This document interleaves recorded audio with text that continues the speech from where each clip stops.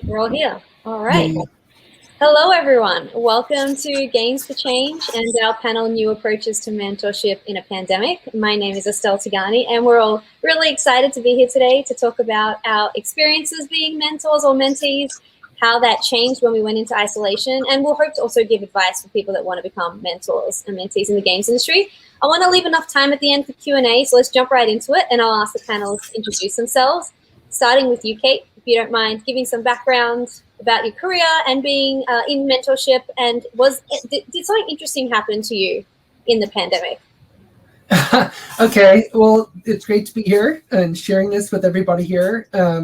I'm Kate Edwards. I'm a 27 plus year veteran of the game industry. I'm a geographer who's been doing culturalization work on a lot of different game titles over the years. Currently working on Dragon Age 4, Age of Empires 4, and other stuff. I also spent time running the International Game Developers Association for 5 years, and I'm currently also the executive director of the Global Game Jam.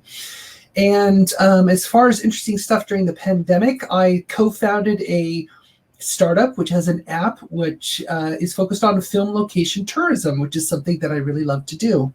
I did not expect to do that during the pandemic. That's so cool. All right. Who wants to go next? John, go ahead. Sure. Hi, everybody. I'm John Wee. I'm the content and marketing manager at the Academy of Interactive Arts and Sciences. Been working in the games industry for about 10 years at various companies like Sony Santa Monica and other places, and so happy to be here.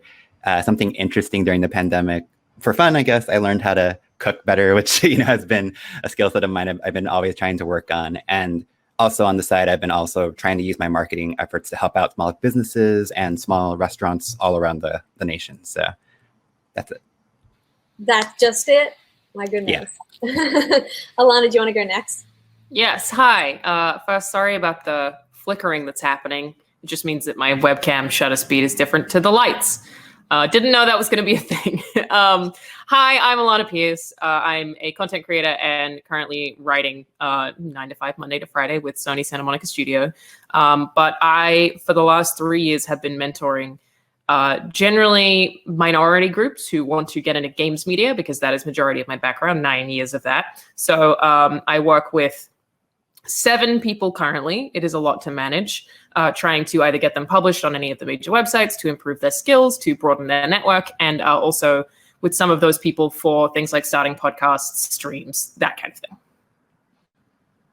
Awesome. And last but certainly not least, Leah. Hi all, my name is Leah Hoyer, and my career has now been about equal parts, maybe 10 to 12 years in more the TV and animation industries, and then transitioned into games and interactive storytelling and immersive experiences for the last decade plus. And something new I did during the pandemic was actually start a new job, which was, for those of you who've gone through that, a really interesting experience, and it comes with its challenges.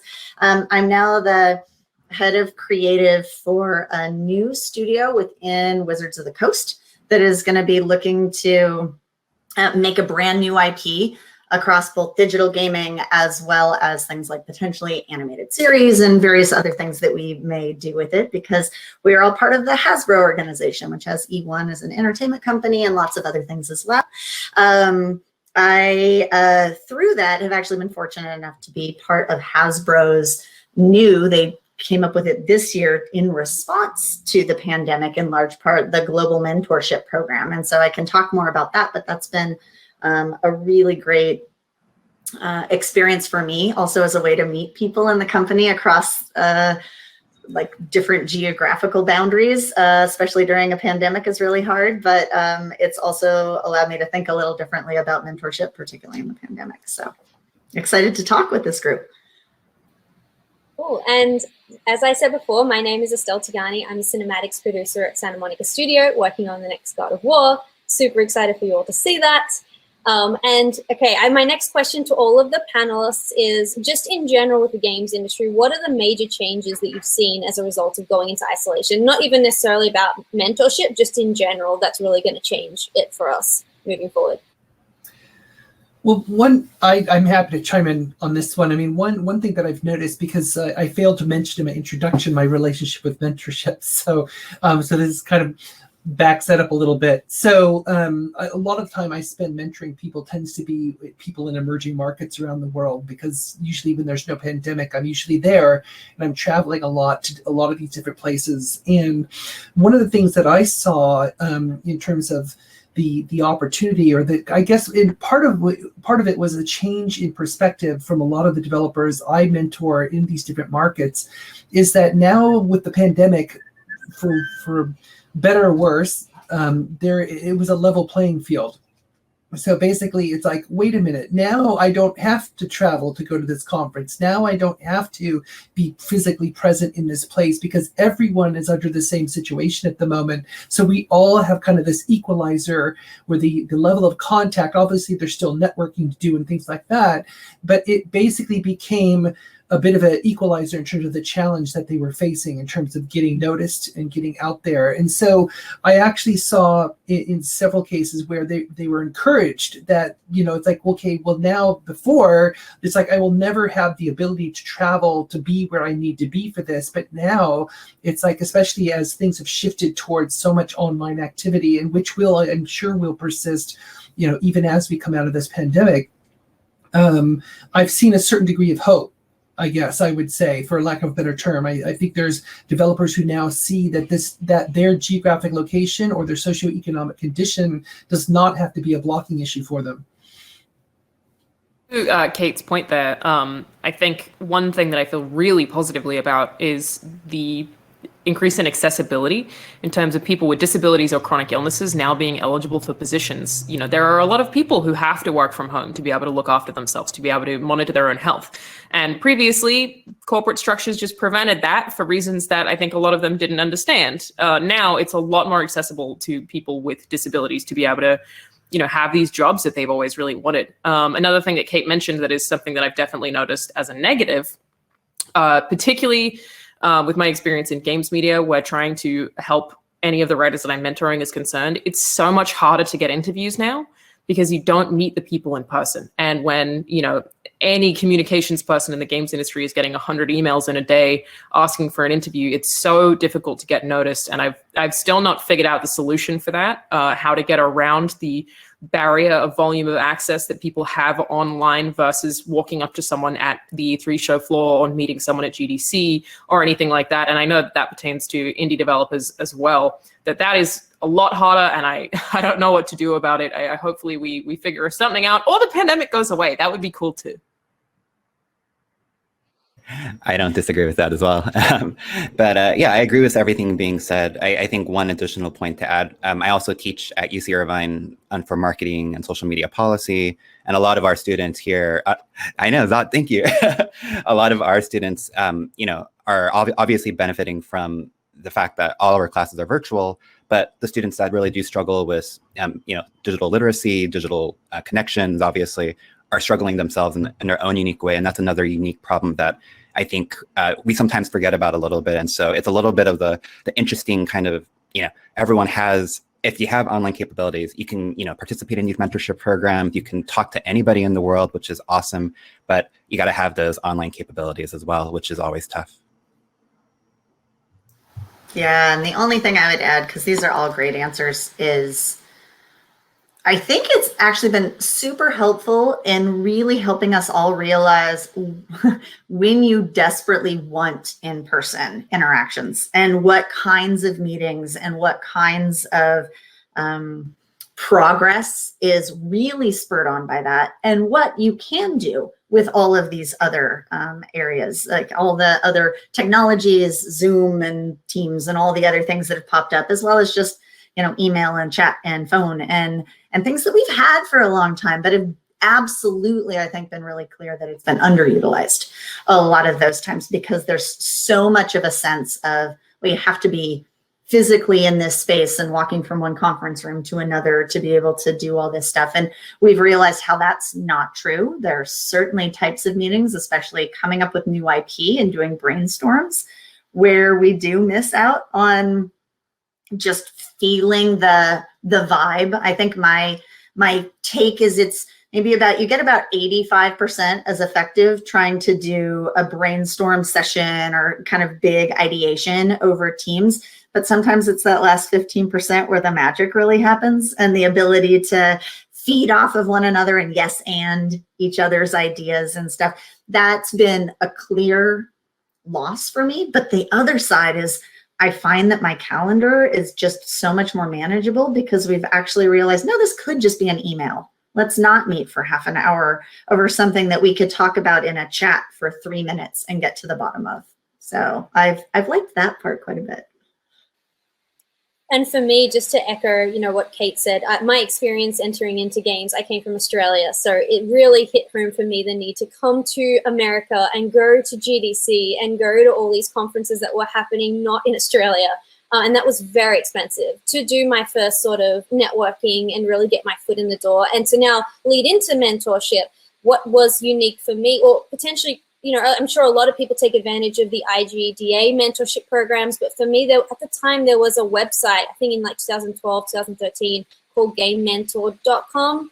It was something like that, and you signed up and it actually paired you with a game developer. And so I flew all the way to GDC, but without having that mentor that was there as well, introducing me to other people in, the games industry, that really could have been a very different kind of week for me, where I probably wouldn't have gotten as much out of it as what I did. So that now segues really nicely into mentorship.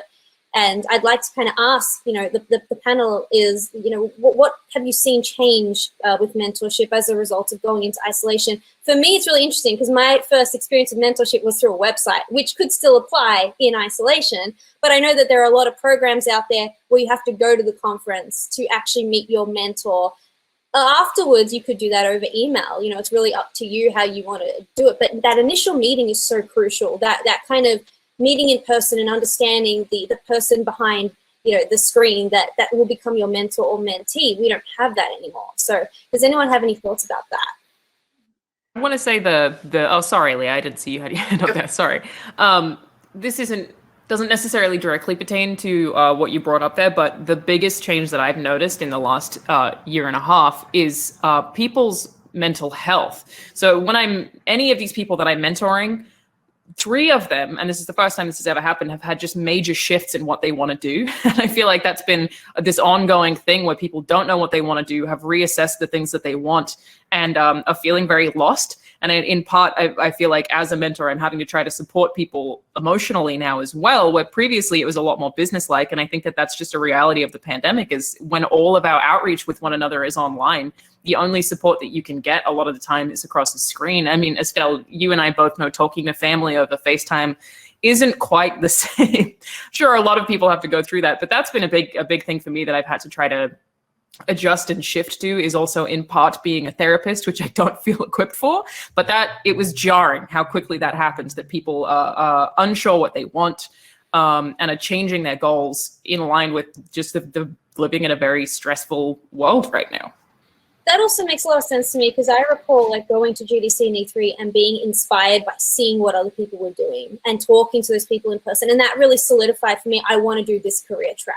So if you're not being exposed to seeing that happen in action, I could definitely see how you could be a little lukewarm and just wanting to. Or if the things you're accomplishing are so isolated, like that you're accomplishing them from a room, you're not, going to PAX and meeting people and being like, look at all these business cards I got today. I do think it's a lot harder to figure out how to keep people inspired and motivated. And it's a really unique challenge.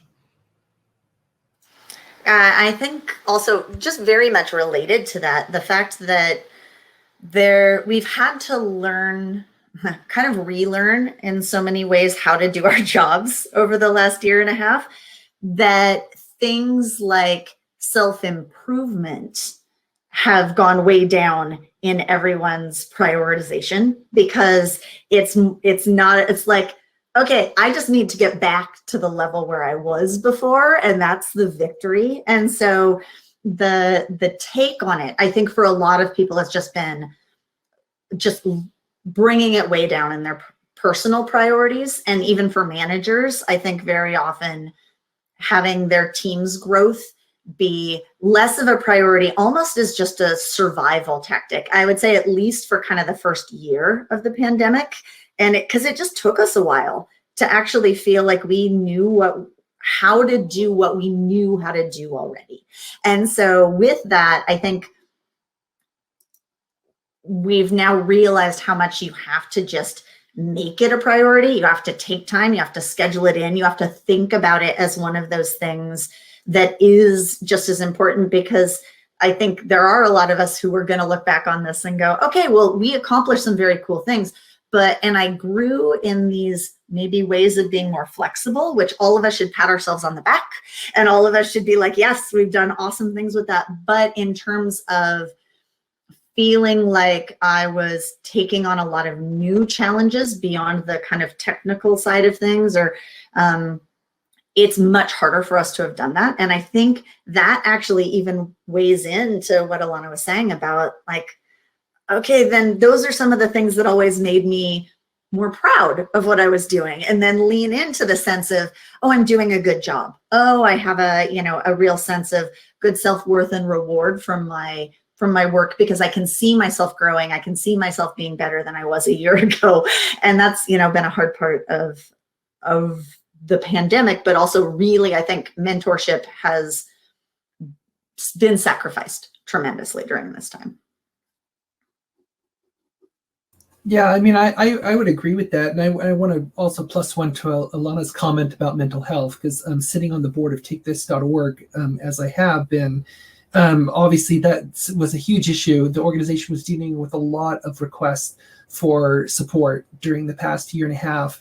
And I noticed that, yeah, it's very much the same. I'm in my mentorship role, I'm kind of used to that already. I know that especially during the years when I ran the IGDA, and then that kind of transferred a little bit over to GGJ, that because I was kind of visible in that role, I kind of, for some game developers out there, I became sort of like the surrogate mother, the person they could actually call up. I mean, I did deal with calls in the middle of the night from developers, and some who were having really severe crises.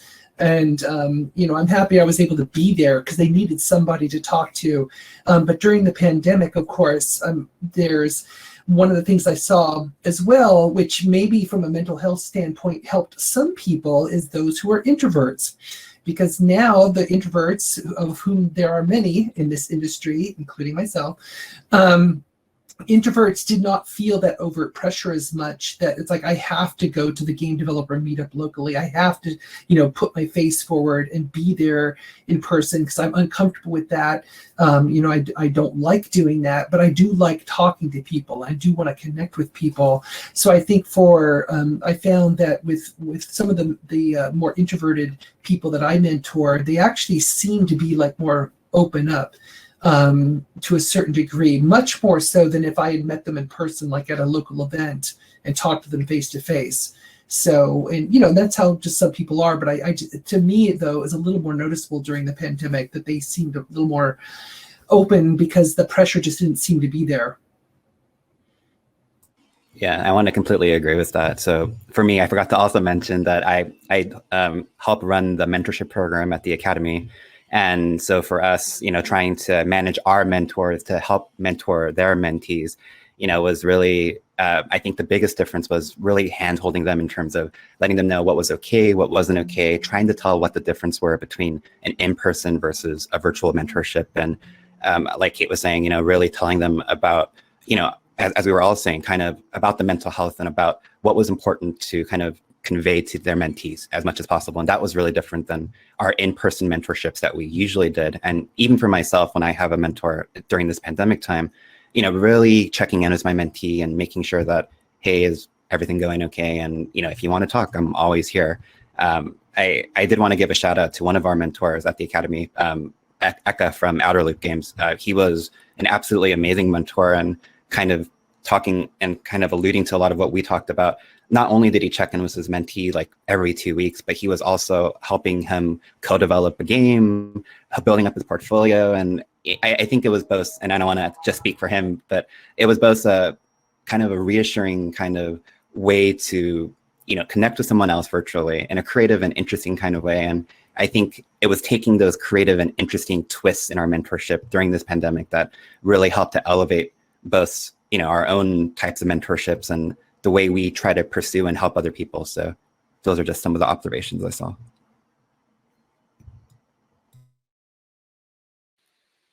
So for what I'm curious to kind of hear now is, where do you think we go from here in terms of, well, when the pandemic ends, sure enough, we could go back into old habits, but is there a lot that we could learn from this experience that we could adapt that we hadn't considered before 2020, that now, some key takeaways? Could we better the mentorship process, the way that do we have to meet up at the conference? Is there a way that we could maybe establish kind of a central location, like that website that I had in 2012, where there's just a website where you get connected to all of your mentors? Is that a better way of doing it, so that it's also not I have to pay the ticket to now get the access to the mentor? I have to go somewhere, I have to mentally prepare myself, all the things that we've just discussed. Is there a better way that we could be doing this?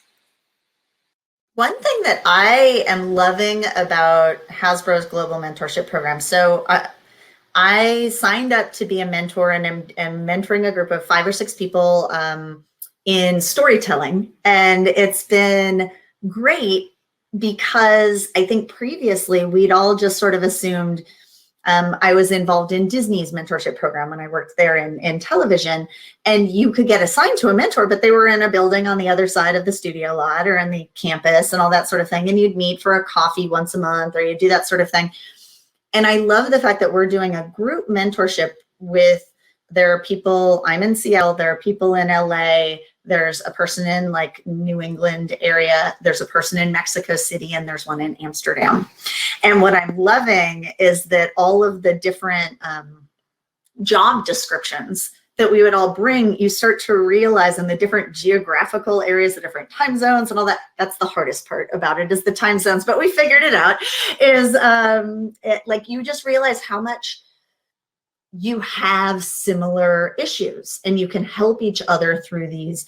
And it's really provided a great way for, it's less about like, oh, Leah's the mentor, she has all the answers. That's not the point. You come together in these and we really help each other through challenges that someone might have. So, they might have a brand marketing challenge on something, and someone from a different country is talking about how much that brand meant to them when they were young, and talks through it and says, oh, and if I think about the way I solved this other problem and you combine it with that, have you thought about doing it this way? And it's been so amazingly refreshing and helpful to do it that way, as compared to, oh, it's one-on-one where you're sitting down and you're having some almost sense of, I physically take you under my wing and do something, because I don't know that was necessarily more effective. I think maybe there's a little deeper bond that arguably you could get from that face-to-face over time. But I think the advantages of seeing the diversity of perspectives and problems is just absolutely outweighs that for me. So I'd love to keep that going. I'm going to mention it again and mention it for the rest of my life, but accessibility is, I think, the biggest thing that's the hugely important change. We live in a society that just often acts like disabled people don't exist, just forgets them entirely. And as a result of that, now we have the ability to make sure that we are including people who can't necessarily just go outside their front door and meet you on any given day. And that pertains to me too, as a person who lives with chronic illnesses. I think that I am a much better mentor when I can do it online and I don't have to leave my own house, because sometimes when I do, I'm not going to be able to do that. So I think in terms of accessibility, I hope that we don't go, well, but now I can meet this person in person, so I'm just going to mentor the people I can see in person, because it just discounts so many people who weren't included previously in a way that I think is extremely negative. There are also issues with, conferences like GDC. It can be really difficult from people, especially from majority Muslim countries, to get visas to attend events like GDC. They get turned away all the time. It's prohibitively expensive. So I think just in general, being able to help people who can't get the help as easily has become a lot easier. And I really hope we don't forget about those people the minute it becomes slightly more inconvenient again, because, we're not operating as much online potentially. So I feel like that's very important to me. And it's something that I'm definitely going to stick to, is making sure that we are including people who even might be a little bit harder to include, because those are the people who need the mentorship. Yeah, I mean, and to build on that point, I think you raised it a bit there, is the idea that as mentors, because many of us who are mentors, I'm one of the things I'm hoping we take away out of this whole pandemic experience is that we also need to be open-minded about who we allow to be in our circle of mentors, because oftentimes we are biased towards those people that we happen to be face to face, because we kind of, there's part of that pressure that, they actually showed up in front of you, they gave you their card, and you're like, oh, okay, I should probably respond to this person because they made that effort.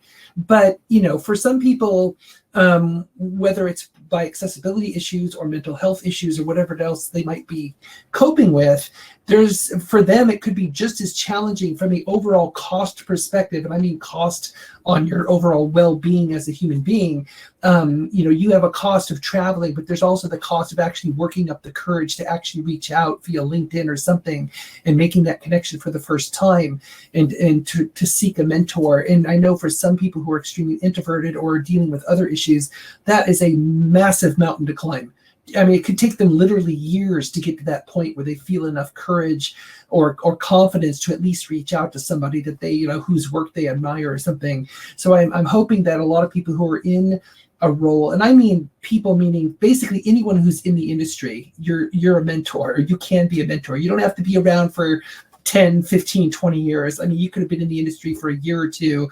You at least know the lay of the land. And in fact, for some people, especially if you're dealing with people who are coming out of school, for example, or who are younger and looking to get in the industry, your experience as a younger person in the industry actually has far more relevance to that person than my experience as someone who's been in the industry for as long as I have. I mean, certainly there's different levels of concepts we can convey. I could probably give a lot more life advice now that I'm in my mid-50s about what I would or would not do compared to maybe somebody younger, but that does not necessarily true either. But I'm just saying that, different mentors can have different kinds of advice, but I'm just hoping that overall as mentors, we make sure that we are keeping a very open mind about who's contacting us and we have to sort it out for ourselves, how we actually manage who we're going to mentor and the amount of people that we mentor. I'm the kind of person who just can't say no. So I just, I'm just like, yes, I'll help you. I'm just hoping that we keep that open perspective, that even as we start going back to live conferences and stuff like that, check your Twitter messages, check your LinkedIn messages, check the other messages out there, because there are people who probably really want to talk to you and can really benefit from you.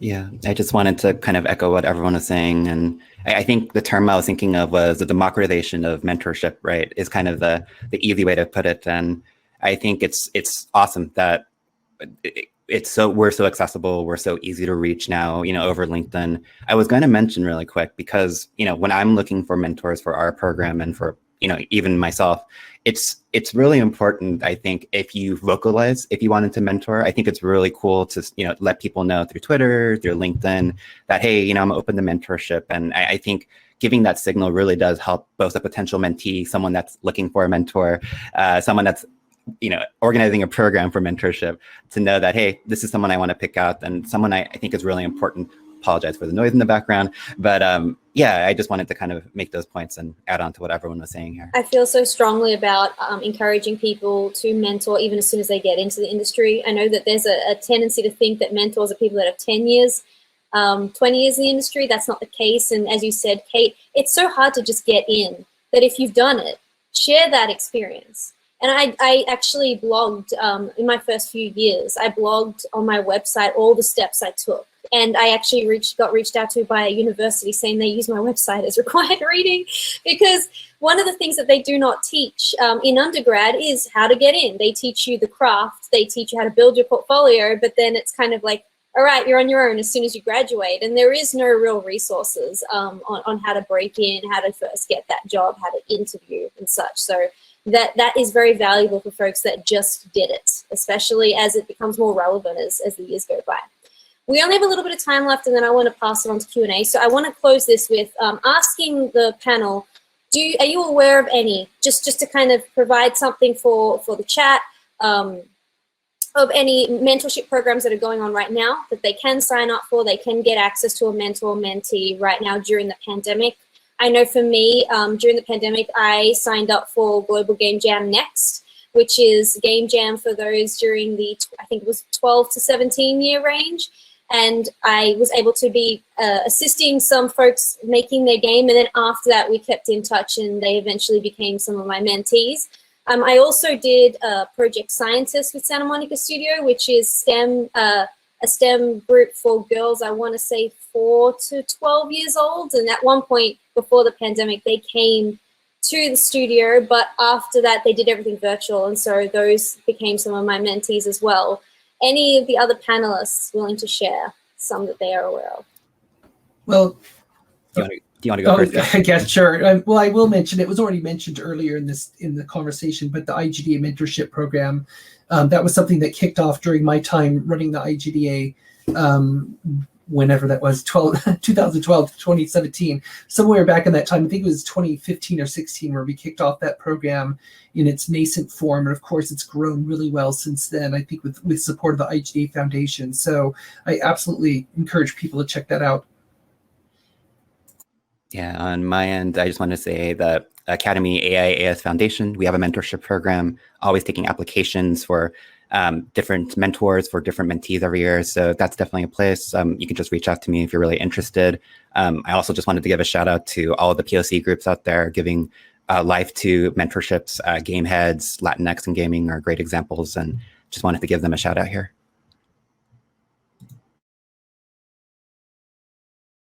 I don't have a tremendous knowledge of people that are taking mentors right now, but often if I have someone reach out to me and ask, I want to get into sound design, do you know anyone? I will then connect them with someone, and I've actually never had anyone I've reached out to say no. Every single time that someone's come to me and been like, hey, I really want to get into this facet of the games industry, and I'm like, cool, here's my friend who does that, can you guys connect? They've always said yes.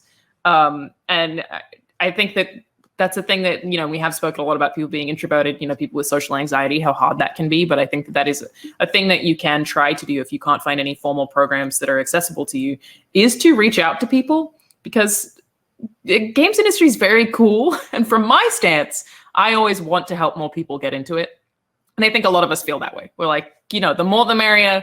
Come in, have a great time. We'll help you get there. So I would definitely encourage people to, if they feel comfortable with it, consider sort of self-started attitudes there with where reaching out to people is concerned, because the chances are it'll probably work pretty well. I also have found that a lot of studios are starting to do some mentorship programs because the industry is finally coming to the realization that they can't fill every position with super experienced people. Like it's kind of a no-brainer, because you need to start and then groom those people to become the super experienced people. But I'm sure that, all of us at some point have encountered plenty of people who are, like Estelle was saying, how do I get in? Like, I'll make somebody's coffee, just let me in the door, and I want to learn and I want to understand. And if you're not lucky enough to get sort of like an internship, which often comes with you having to be in school at the time. And, I got into the games industry way later than that. That would never have been a possibility for me. So they're starting to do more internships. And now what's cool about the pandemic is almost all of them are virtual. Whereas like the very few that did them had okay, you've got to be in X geographical area because you need to be able to come in and be part of this. And now they're virtual. I will say, like, I used to work at ArenaNet, and it's a very specific internship, but they've started doing a narrative design and game writing internship there, and they take about 10 people each year. And last year's class, I think there's 3 to 4 of them who are now full-time employed at ArenaNet, and then other people who, because they've done that and they've gotten to know people, have gotten jobs in other, studios. Because again, like Alana was saying, once you know a person, they're very happy to introduce you to another person and that sort of thing. And so the fact that there are more studios that are taking that on and also seeing it as a chance to give their own existing employees a chance to grow as managers and mentors and leaders. You'll see more of that. And I love the fact that now they're almost all virtual. And I'm really hoping they will continue to be, because I think the companies have found just an awesome benefit of being able to cast a wider net for all the reasons we've said before. So be on the lookout for those, because more and more studios are starting to do them. Great, thank you. Let's jump into Q&A. If you have a question, drop it in the chat and our awesome moderator will put it in the Q&A for us. Or you can just jump to the Q&A spot yourself and ask the question there. So from Terrence, what are your thoughts on mentorship through online gaming? Does anyone want to take that? I will say that I do a lot of internal team meetings now, and I've heard more and more studios doing this. Like, let's pick a game, and ideally it's not something that's super fast twitch and high speed, but you sort of go out and you might just be in the WoW countryside, like riding on your mount and talking about various things that are going on. And from a mentorship standpoint, I think there could actually be something really strong in that as well. But yeah, from just a team meeting or individual one-on-one meetings, there are times when sometimes we'll just now do it in a game because why not? It's better than being in our own respective corners of bedrooms or whatever we've turned into our offices at this point. So yeah, might as well go someplace else. And if we're talking specifically about gaming and particularly things like, art and lighting and design and all those sorts of things, the fact that you can be like, see that thing that we're going to go do? Like, we're going to go over here and I'm going to show you this. Like, there are very specific examples of that. Narrative, like, hey, let's go talk to this person and talk about why that conversation was really stilted and lame. What could we do better? I think there's a lot of things you can use as good teaching moments and fun experiences to just bond. So I'm all for it. I was just going to mention, I'm super fascinated by VR, AR as that comes more into fruition, and as that will help, again, with the accessibility and help with, introverts and extroverts alike to kind of connect with one another. So I'm curious to see that. I see some of it happening with Dev Jam and I believe some other places. So just wanted to throw that out there as another interesting thing to look out for. Cool. So from Pagan McGrath, do you think that the rise of work from home due to the pandemic will open up more opportunities for international work from home positions within the industry? And while you answer that, I need to get my laptop charger. So someone can take that, please. I'm currently in Australia visiting family for the first time since 2019, and I was only able to do that because of the pandemic. The studio was really supportive about me coming home to see my family. It's because my sister was pregnant.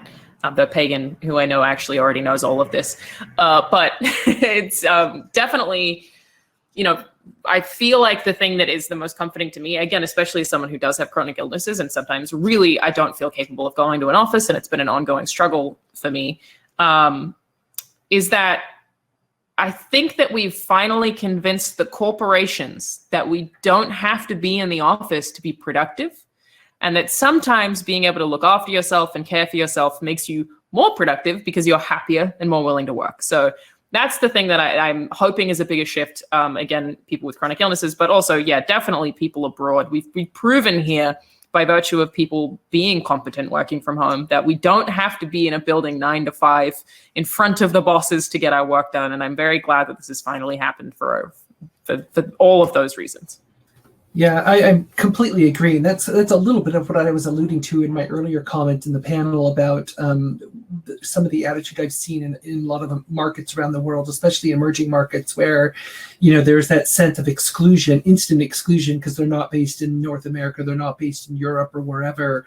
But now it's just like, go for it, apply for the job because your location is pretty much irrelevant at this point, or it should be irrelevant. I mean, the only place where it gets kind of sticky, of course, is when there's issues of like moving money around and contracts and things like that. But even that, especially if you're dealing with a larger company, they know how to deal with all that stuff. It's not rocket science for them to figure it out. So I think that's been a huge boon to have that ability. And I'm hoping that the biggest challenge to that right now, I think, is that there's still a lot of people out there as we're starting to return to normal who are starting to already, I'm seeing with some of the people I talk to, worry about losing opportunity. But I don't think the worry is too justified at the moment. Yes, we could slip back into the way things are normally, but I think for a lot of companies, to Alana's point, is like they understand this now. They learned this really well, and especially because a lot of these larger companies,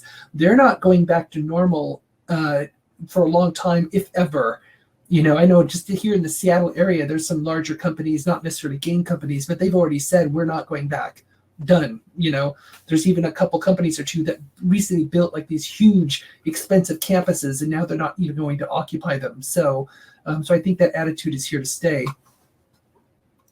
I would add to that. I do think that there are a lot of companies that, especially in the midterm, from what I've seen, are going to be pushing to go back to the way it was. I don't think ultimately that's going to be particularly successful, for maybe even the number one reason of when your Microsofts and Amazons and other, Facebooks of the world, who employ a lot of people in the games industry, are allowing you to work from Iowa in that house you bought for $110,000, as opposed to, the one that is at least 10 times that much in the Bay Area, for instance. The competition is going to potentially get people all on that eventually, but I do think it's incumbent upon those of us who are in the companies to do your sort of, even if you're leading without authority or leading with authority, how do you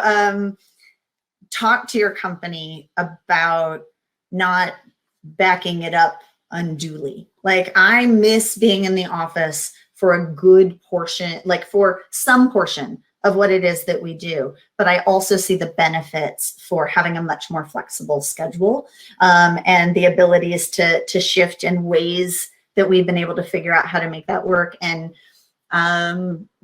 convincing the folks within the companies who are responsible for making those decisions, particularly I think in the smaller to mid-sized companies, it's more common that I've heard conversations from colleagues that they're like, yeah, they want us to be back full time, or they want us to be back, at least 4 days a week, or doing things. And some people have a lot of anxiety about that. Some people desperately would love to be back 5 days a week, but is it a one size fits all solution? I think it's important, as all of us bring our leadership within the industry, to be pushing for more of that, because I do think it's an eventuality, but I think some companies are going to go through some hard lessons over the next few years if they try to push too hard to go back to the way it was, because I don't think there's going back to the way it was. So, do what you can in your influence within your companies to, get people talking and thinking about that. Whenever I think about the fact that we used to just go to work even if we were sick because there was pressure not to, it blows my mind to think about that. That we were just getting other people sick. Even if you had a cold, you'd still show up to work, and then everyone would get sick because you felt like you had to be there. And now I'm like, we were all jerks. All of that system is terrible. Like, you could get someone really unwell. Like, now, I'm going to wear a mask if I ever have a cold, no matter what. I'm going to make sure that I don't get other people sick, and I'm not going to go to an office if I have a cold, even if it's minor. And be like, why did we ever do that? It's terrible. So don't go to work if you're sick. That's my hot tip. I wanted to call out, thank you, Alana. I wanted to call out Noel Falstein did drop another mentoring website in the chat, www.workinglunch.online. Thank you, Noah. Also super excited that you're here with us. But if that's another resource I wanted to provide for people that are listening in. And for the next question, there's a lot now coming in. Okay, so from Tony, how would people start from the extreme super basics with acquiring or becoming a mentor? I started by, technically I started at IGN. I was mentoring writers there, but realistically on a broader scale, I started by telling people that I wanted to. I was like, I have all these contacts. I know all of the editors-in-chief of all the games media websites. Please send me a sample. And that's how I started. That's how I have all bar 2 of the mentees that I have right now, is that I just put out a cold call. I said, everybody feel free to send me a link. I do go through and read absolutely everything, and I tend to give people feedback, but I will only select the people who I feel like are foundationally already good writers, because it's a lot harder for me to be a teacher, a lot easier for me to be a mentor for someone who already has those talent and skills and just needs guidance for how to get into the industry or how to make it profitable or how to make a living.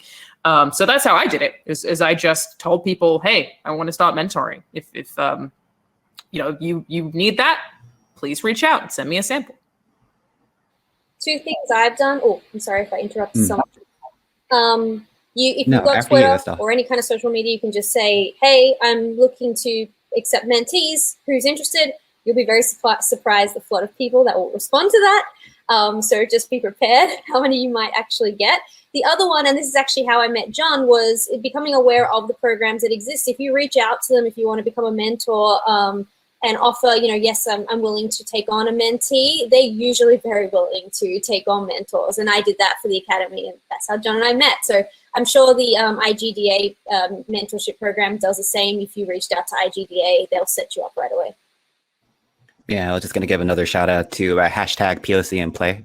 That's how I actually found a number of mentors as well for our program. And it's, I would say that we have an application of mentors, as Estelle was talking about, but we also, if our mentee has a very specific ask of, we need a game director that, worked in the indie space, I go hunting for a specific mentor for that person. And I use social media, I use my contacts to kind of find that right person.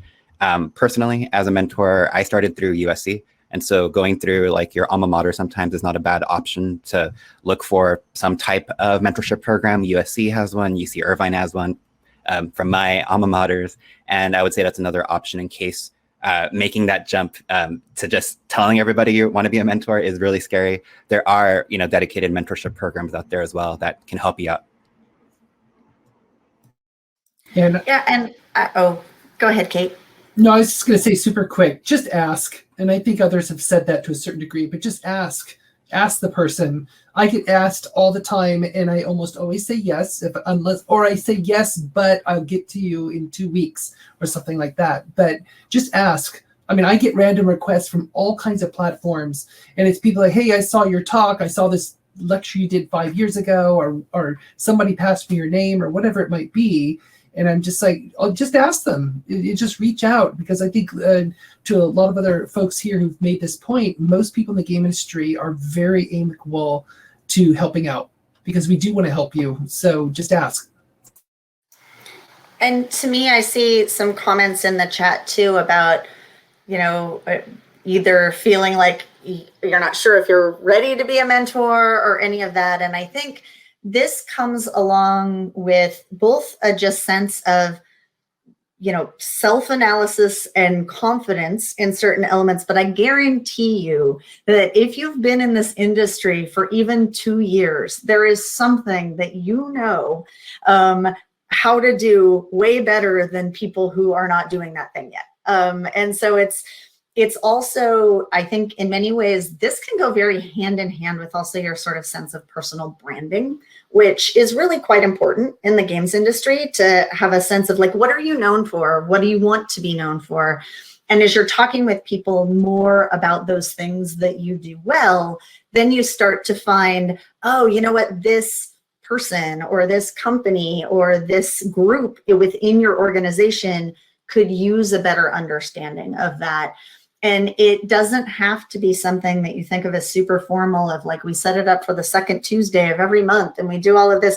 A mentorship can happen in 1 2-hour session, and just start there. It doesn't have to be part of a big formal program. And, sort of sharing your knowledge and really having more of a conversation even, because I saw someone over here make a very good point. It's not teaching per se, even though the best teaching is also kind of a conversation, right? So it's how do you even just sit down and understand somebody's perspective and offer your perspective back that you think will help them get over something. I mean, that's at its foundation, the core of mentorship. And then it can get more structured over time. But we all know that we are good at certain things in this industry. And so think about that and think about what it is that you would have to offer to a person who's maybe just starting out, or your group within your organization has really figured something out and you see another group within the organization struggling, and just reaching out to them to be like, hey, would you like us to just walk you through the process that we took to get through this? Like, that's mentorship. So, being aware of the things you feel strong and confident at, even if you don't think you're at the highest level, that's okay. Because you might be operating at a 5 out of 10. There are people operating at a 2 out of 10, and you can help them get there. And that might even help you get to the 6 or the 7, because once you figure out how to talk more about it, you just start to intuitively understand it. So, the diving in, doing it, raising your hand to say, I'm happy to do this, all of those, just, share, be generous with your knowledge. And I think that's where it starts.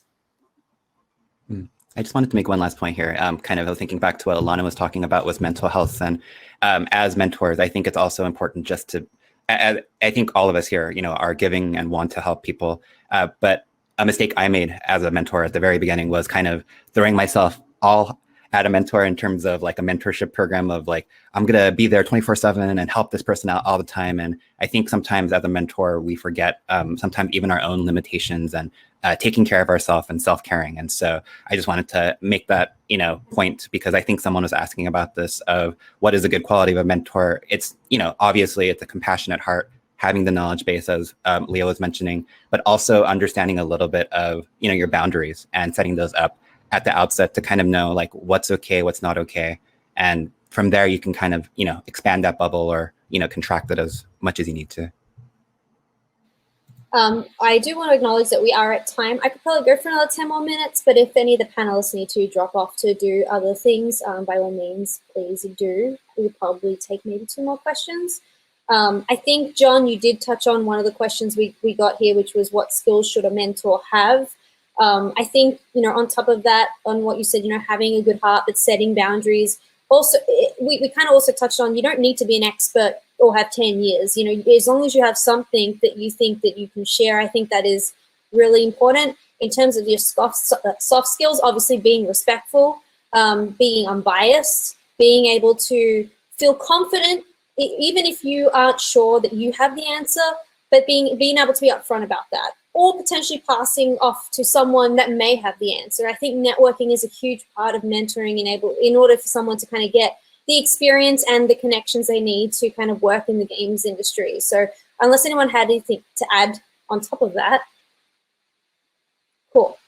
Okay, from, let's see here, from Bron, how normalized is mentoring in the gaming industry? Do most companies carve out space for such programs, or is it more of an individual engagement? I think my experience is this, I know, Leah, you mentioned this, but that some studios are offering mentorship positions. I'm seeing a lot more internship still than probably mentorship. But I don't think it's normalized yet, but definitely I think that we can move in a direction where that definitely could be. I think, especially with the pandemic, this could be a way for community engagement as well. I think it's a growing trend, and in part, while this might be the cynical way to look at it, when you have an intern, they're basically an employee. You're paying them, you're doing all these other things. You as a company can get to reach out to potential new talent and to, do some good things for your own internal development by doing mentorship type programs that are definitely lower touch. They're not full-time, they're not all those things. But I think it's a growing trend because of the fact that it's very economically sustainable for companies to do it on a much lower, and you know what? They're companies, right? So that drives a lot of decisions. And I think that's awesome. Like, let's use that as much as we can, right? And I would also shout out to capitalism. I was going to say that one thing that I have noticed, though, because Estelle knows because she's taken part in it. I run game mentorship sessions at things like San Diego Comic-Con, because I know there's a lot of people in that crowd who are interested in game development. So we do it at Comic-Con and WonderCon and stuff like that. But I have never had any company say to their people, because I always ask professionals to come and be involved as mentors, and I never get a shortage of people who want to be a mentor, which is awesome. And I never have had their companies say, hey, you can't do that. No, we don't support that. No, you're not we don't want you to take part in this. I mean, the companies have been nothing but supportive to say, yes, that's great. Get out there. That'd be fantastic. Let us know how it went. Cool. From Rachel, when people do reach out to you, what sort of messages excite you the most? What should a potential mentee bring to the table to make the experience particularly meaningful for you? That's a really interesting question. Mine is, like I said, I definitely look for people who are actually good writers in any of the samples that they submit. And I think a big part of that pertains to a really common question is, I want to do this in the games industry. How do I do that? And I often, especially having come from working at IGN, have to ask people, do you actually want to be a writer? Do you have those skills? Is that something that you've enjoyed? Or do you want to work at IGN? Because you can think about what you have, the skill set that you have, and how it fits into the games industry. If you're an artist, there are so many ways that you can fit that skill set and that talent into the games industry. Marketing, engineering, writing, obviously. There are so many different things that you can do. And I think that that's a thing that I feel like with a lot of people who try to approach me is they want to work in the games industry, but they're not necessarily thinking about how their skill set and how they as a person would best fit into the games industry. They're trying to do it the other way around. They're trying to be like, I'll learn to write so that I can get into the games industry. So my biggest thing is making sure that somebody has the skill set for the thing that I can help them with, and that they kind of have a little bit of direction, that they know where they want to go, because I don't feel like I'm equipped to tell people, here's what I think you should do with your future. I feel like that would be very damaging and dangerous, and I'm not going to do that. So it's definitely direction, proven interest in writing. And I'm sure that sounds really silly, but it is really common. Someone who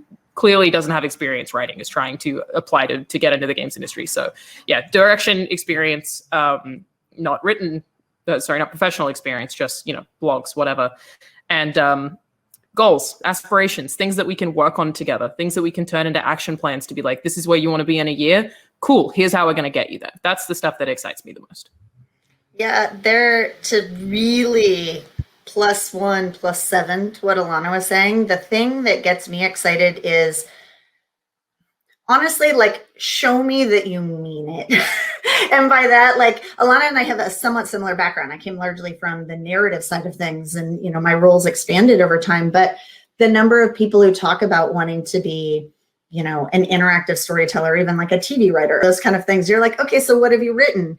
And there is zero excuse to not have a whole bunch of samples, like, show me the twines you've made. And yes, is it a like limited, silly little system on some level? Yes, but will you learn a lot by doing it? Absolutely. So you better have put in some reps on that to show that you are ready for then that next step to then make it from hobby to profession. That's where mentorship, that sort of early phase, it can happen everywhere, but that in particular is what I find a lot of people are looking for. And show your body of work. If you're a designer, if you're an artist, if you're a writer, if you're an engineer, if you're marketing, like you were saying, if you're social presence and community development or whatever, there is a way for you to be doing that with the technology that exists right now. And so make sure you're taking advantage of it, because to be the best you're going to be at it, you need hours and hours and hours of practice at it.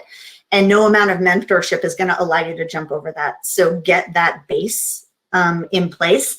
And when you can show that you've got that commitment and seriousness around it, that's when you're ready for mentorship, kind of at any level, but particularly early in career. Just one quick point on this, and because I give this advice to a lot of people who are looking for a mentor, and I know I like this when people reach out to me, because like my work is a little bit weird. It's not like a traditional game to have a job, the culturalization work that I do, but I get people who are interested in it when they'll hear a lecture or something. So I'm like, ask me a question that would be really cool to answer. Like, show me that you did a little bit of homework. Like maybe you read a book, or you found an article. I don't know. I mean, you don't have to read a whole book, but I'm just saying you did something that showed that you're really thinking about this topic and you really want to ask a certain kind of question. And I often encourage people who are looking for a mentor, like, for example, if you're going to reach out on LinkedIn, you don't send them your job, your CV or resume. You don't do any of that. Don't send a link to your portfolio yet. Understand what they've done in their career or what games they've worked on or something, and ask them about something like, when you did this in God of War, I'm really curious, how did you get this thing to do that? Because I don't understand that part in my skill set yet, but I'm really curious, are you willing to tell me or talk to me about how you did this? Or where did you get the inspiration for that particular NPC? Because I really love that character. Stuff like that I think really helps. Okay, I will ask one more question, and then I think we will end it. For Gia, how do you suggest high school students find mentorships? I did mention there is the Global Game Jam Next program, which is specifically geared for that age group. It's a great way to start reaching out to people in the industry that then can potentially become mentors. They have individuals that go to that program and assist anyone making their games. Gurav, I hope I pronounced your name right, but with the move to video conferencing, what's a reasonable length of time and frequency of sessions would you spend with someone you're mentoring? Have any of you done group mentoring sessions? I've never done group mentoring because the way that I mentor people is so specific to what they want. But because I am extremely busy, I have a recurring meeting that I schedule with people. So it's generally an hour to an hour and a half, and I will generally do every 3 weeks. Sometimes we have to shift, of course. That definitely changes depending on the time. I've not been doing it since I've been in Australia because it's way too complicated with time zones. But I generally like to do a recurring schedule, and I think that comes from part of a production background. Is that, to the comment about what if you could mentor in a video game, like that made my brain explode because I'm always about like the lists. Here's what date you did this thing, and here's what date we need you to do this thing. And I'm always writing in a Google Doc and like planning things for them and being like, we're going to reach out to Kotaku with this pitch because this game's coming out at this point in time. And you have a really great thought about that. So mine's really, really structured and really, really specific. But I don't think that group mentoring would work for my approach because, like I said, they are just so specific to the individual person's goals. And I think I get more inspired by that myself too. Like when I got one of my writers published on IGN, I was like almost crying that day. I was like, hell yeah, dude, we did it. Like it was so awesome to be a part of that and see someone do that, So yeah, I think that everyone is different. Different people need different amounts of help. But to a lot of what John was saying, I have to make sure that I'm also, not taking on too much of a burden and then I'm not getting overwhelmed. Otherwise, I wouldn't be very good at it either. I'd just be stressed. Yeah, I agree with that. I'm the same way. I get overstressed really easily, unfortunately. And so I take on usually mentors like once a month. But from our program, I've seen it kind of range from 2 times a month to maybe every other week sometimes. It depends, again, on workload and specification. I think starting with once a month is always a good way to go and kind of feeling it out from there if there is more of an opportunity to do more sessions or if there's an interest. Yeah, mine tend to be, I would say, more quest-based. I don't have a regular time with most of the people I mentor because the way I approach it is that typically, I'm happy to do like regular check-ins with people, but it's on them to check with me. I mean, I need them to come to me. And that's usually why I kind of see it as more of a quest base, because they come to me with an issue that they're dealing with or a problem they want to solve or a question that they have. And oftentimes in the context of that discussion, I will challenge them to do something, or take a certain action or to explore a certain avenue or whatever it might be, and then come back to me, when they feel they're at a point where now it's like, okay, I did what you asked or I did what you suggested. So now I'm ready to like, what do I do next? I feel like I've gotten this far. So I guess in a way I'm sort of serving like that, that NPC in the village where you come back and you get your mana recharged or something, but that's kind of the role that I play because I just do not have the time to manage to a schedule because my schedule can be really crazy. So I basically put it on them to come to me when they're ready to come back and get more advice. And and sometimes it's just one meeting and that's it. And for others, it's I've had multi-year conversations with people. I just wanted to say that's not only an awesome metaphor, but that I learned from, but I think it kind of reminded me too a little bit that as a mentor, especially if you're starting out as a mentor, it's really cool if you reach out to even another person that has mentored and get some more advice from them. I know you're here listening to us already about this, but I think sometimes we forget going into mentorship that there are cool things you can learn and cool techniques and ways to be a good mentor. And whether all of us want to kind of reach out to others to do that, I'm just saying that, it's cool to reach out to previous mentors to be a good mentor, I guess is the point. What you're suggesting is mentoring. I like it. Exactly. Come full circle. One thing I also want to add, and then we'll close it out, is I've noticed that mentorship and mentors and mentees start to fade in, it starts to kind of trickle away, is when you check in and then you don't have something new to update. And then it's kind of like, okay, check in next time. Okay, nothing new. And then it kind of ends up you stop checking in with each other. So I really like the idea of having goal-based check-ins and kind of giving them a piece of, not homework, but like sharpen up your website or reach out to this person, work on, your writing sample, meet back after that. And that way there's a goal to come back to. And if you don't have that, yeah, I've seen them fade. And frankly, that kind of weeds some of the people out who are just not committed to doing this. If they don't come back or they didn't finish the quest, so to speak, it shows me that either their interest waned or maybe they just decided they want to do something different. That's totally cool. But basically, if they don't come back to me, that the signal to me is like, I guess they just moved on. Or, of course, I'm also introspective because I'm like, well, maybe I said something wrong. Maybe I turned them off. Maybe they're not going to work in the game industry because of something I said. I hope not. But I try to be blunt with people, constructively blunt. I'll also say mentorship is not, hey, I have a game idea. Can you show me? Please don't do that. Oh, I love those. Amazing. Okay, and with that, let's wrap it. I did want to give a massive thank you to all of our panelists for investing their time in this today, and thank you to the chat for all your wonderful questions and participation. I had a lot of fun. I hope you did too, and hopefully we'll see you again. But yeah, have a wonderful day, everyone. Awesome. Thank you. Thank you. Bye-bye. Bye, everybody.